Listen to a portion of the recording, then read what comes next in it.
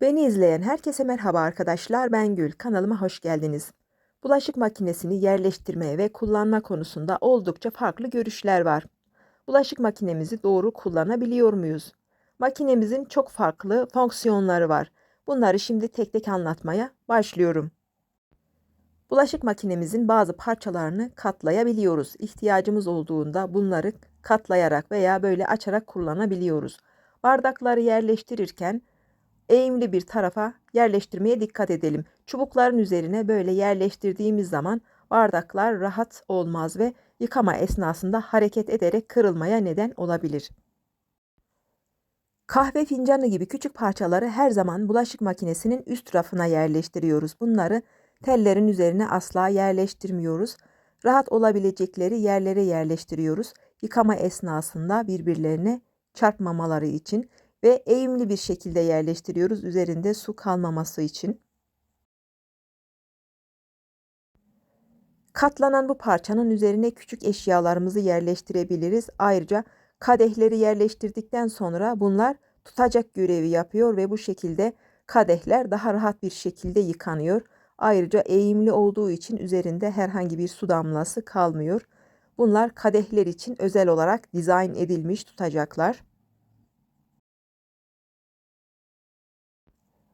Makineyi kullanmamıza bağlı olarak üst sepette veya alt sepette alan açmak istediğimizde sepet ayarı yapabiliyoruz. Sepetin her iki tarafında bulunan bu parçaya bastırıp sepeti aşağı doğru ittirdiğimizde sepet aşağı iniyor ve üst sepette alan oluşuyor.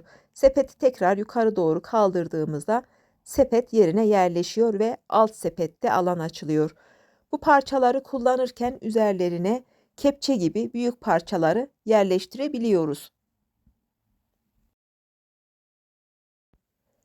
Şimdi bulaşık makinemizin alt sepetinde de bazı ayarlamalar yapalım.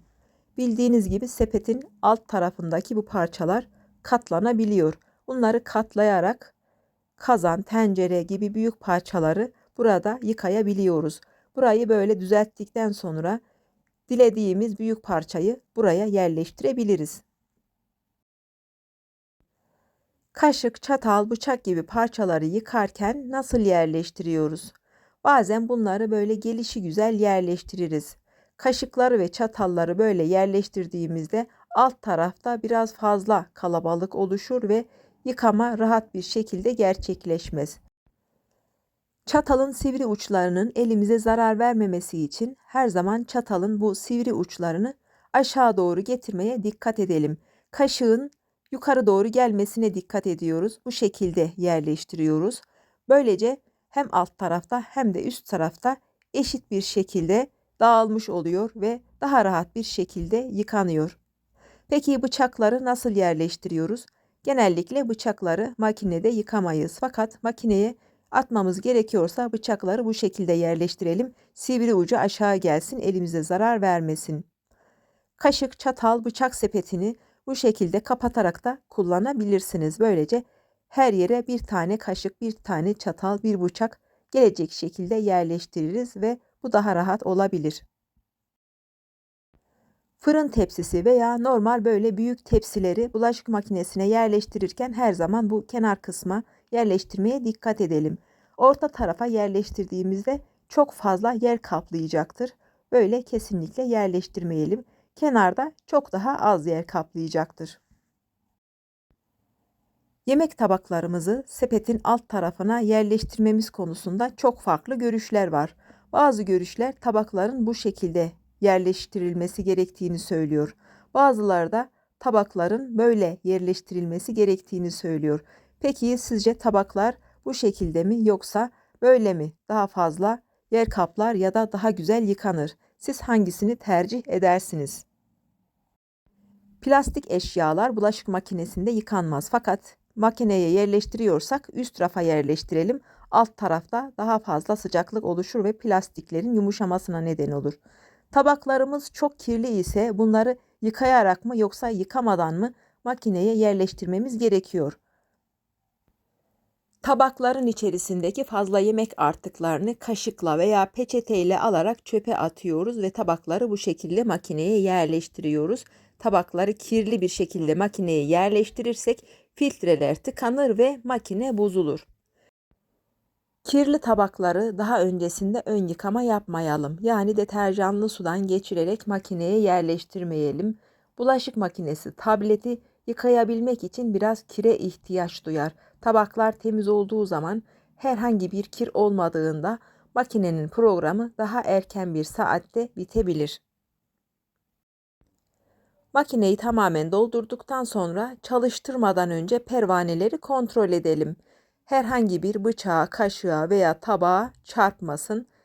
Tabağa çarptığı zaman bu pervaneler tam olarak dönmez ve bulaşıkları yıkamaz. Bunu muhakkak kontrol edelim.